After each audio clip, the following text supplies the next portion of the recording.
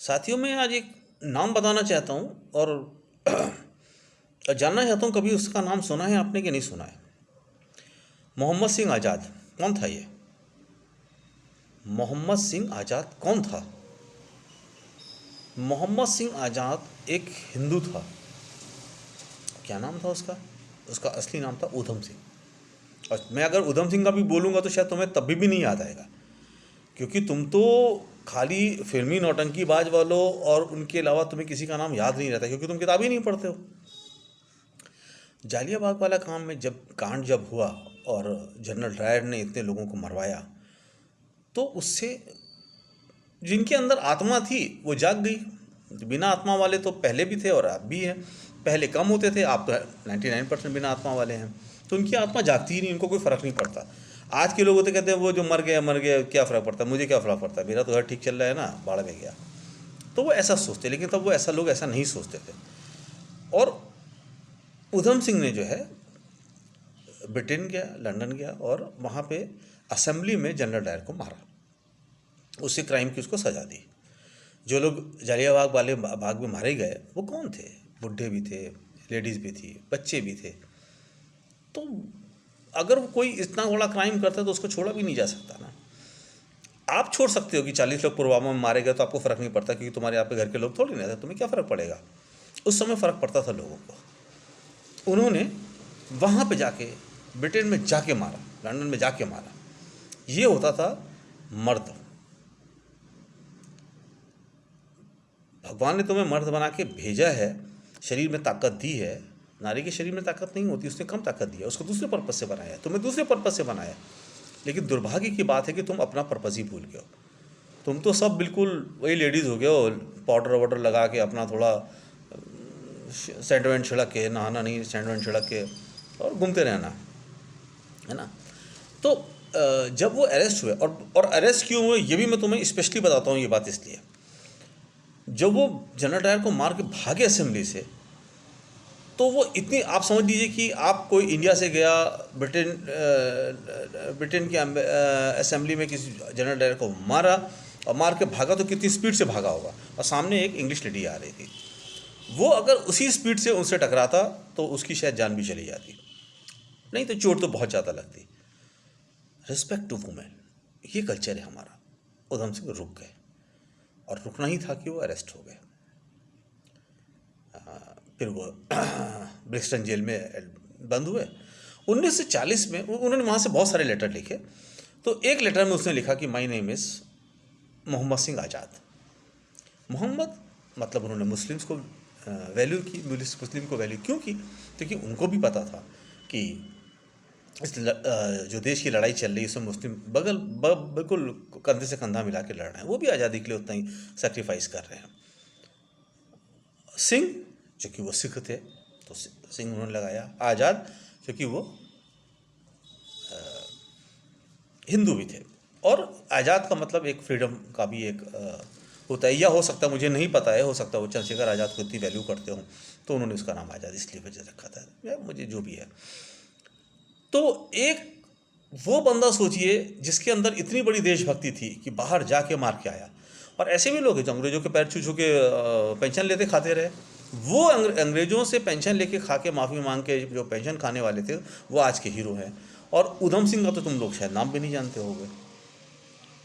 तो साथियों, ये जो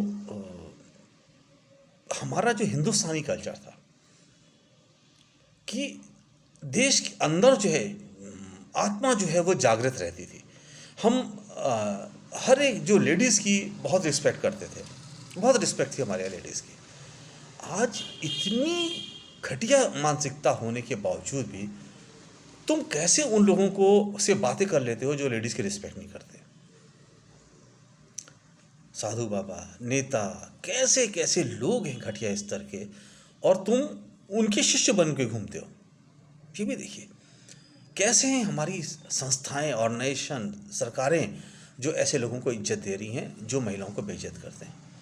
तो हम कितने घटिया स्तर पे पहुंच गए हैं, मैं तो बस ये देख रहा हूँ।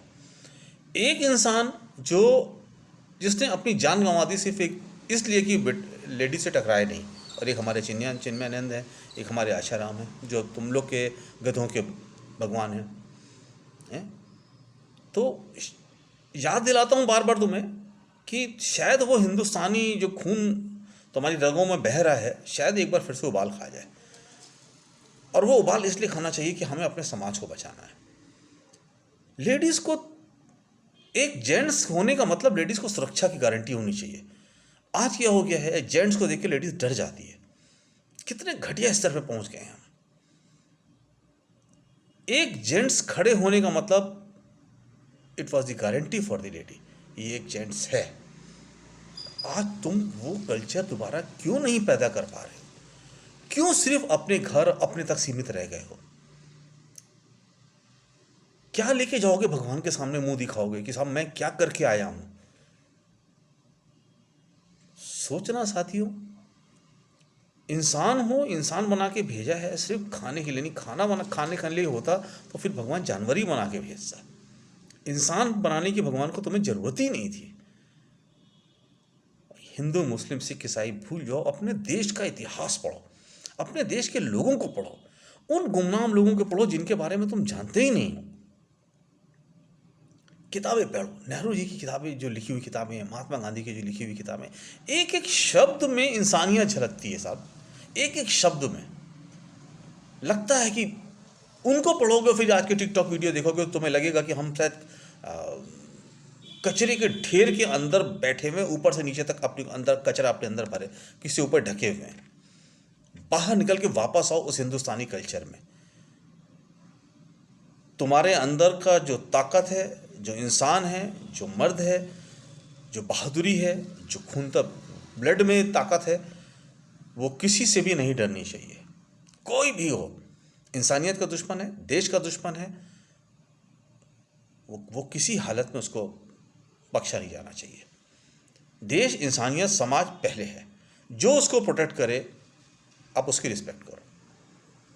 जो देश को प्रोटेक्ट नहीं कर रहा है, जो देश को साथ गलत काम कर रहा है, जो देश पे अत्याचार कर रहा है, जो महिलाओं की इज्जत नहीं कर रहा है, वो इस देश में रहने लायक ही नहीं है। तो जो लोग पनिशमेंट के हकदार हैं, अगर तुम ये देश उन सब के ऐसे लोगों के हाथों में दे दोगे तो देश का तुम्हारा क्या होगा? आज तुम्हें समझ में नहीं आ रहा है, जब तुम्हारे कल बच्चे परेशान होंगे तब तुम्हें समझ में आएगा।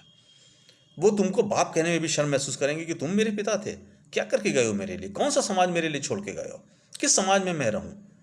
उस समाज में जहाँ पे क्राइम ही क्राइम है, उस समाज में जहाँ लोग खुलेआम पुलिस वाले लोगों को, मजलूम लोगों को मारते हैं, उस समाज में जहाँ गुंडे खुलेआम घूमते हैं, उस समाज में जहाँ व्यभिचारी लोग को बड़ी बड़ी पोस्टों पे बैठे हुए हैं, उस समाज में जहाँ हर चीज़ के लिए पैसा देना पड़ता है, उस समाज में जहाँ पे इंसानियत की वैल्यू नहीं है, वो समाज हम उनको देके जा रहे हैं। क्या याद करेंगे हमें वो?